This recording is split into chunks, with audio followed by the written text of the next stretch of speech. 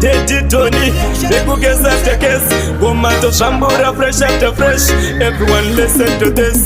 Ujure mema korepo, kijidanana, rudorwa manda bamusoro, kijipanana. Bebakatanga kushuona kunge munu akumberi, inakutondiwona kunge ndakasara. Gopakatanga kunditsvagira vana baba munini, vafana vamwe vacho vari vahombe kwandiri. Ini ndakazvidhabhura ndakazvisapura ndachona kuti nhasi azondifonera achiti tananeni hati wakasvita moyo wangu ndakakupa iwe ukautamisa fishfish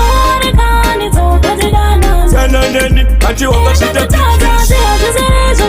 moyo wangu ndakakupa iwe ukautamisa fishfish mangwana ndozochema chiti dai ndakaziva dziva randanakarwa ndingarambe ndichitiva toziva prevention the better than cure nyangwe ndikadzitsaka ndingazofa ndichiziva chananeni oskuda hazvichaita ndatone mumwe andakuda hati ndekutaimbire kweuchindishainira saka nhasi chiko chawakuda chananeni hati wakasvita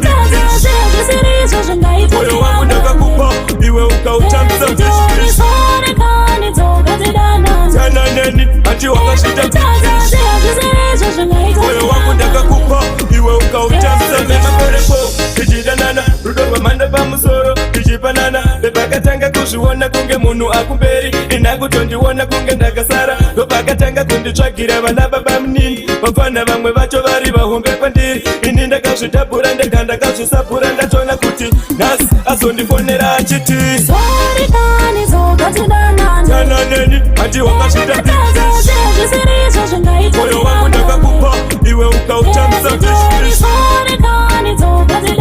tananeni hati wakasvita moyo wangu ndakakupa iwe ukautamisa fishfish mangwana ndozochema chiti dai ndakaziva dziva randanakarwa ndingarambe ndichitiva toziva prevention the better than cure nyangwe ndikanzitsaka ndingazofa ndichiziva chananeni oskuda hazvichaita ndatone mumwe andakuda hati ndekutaimbire kweuchindishainira saka nhasi chiko chawakuda tananeni hati wakasvita moyo wangu ndakakupa iwe ukautamisa fishfish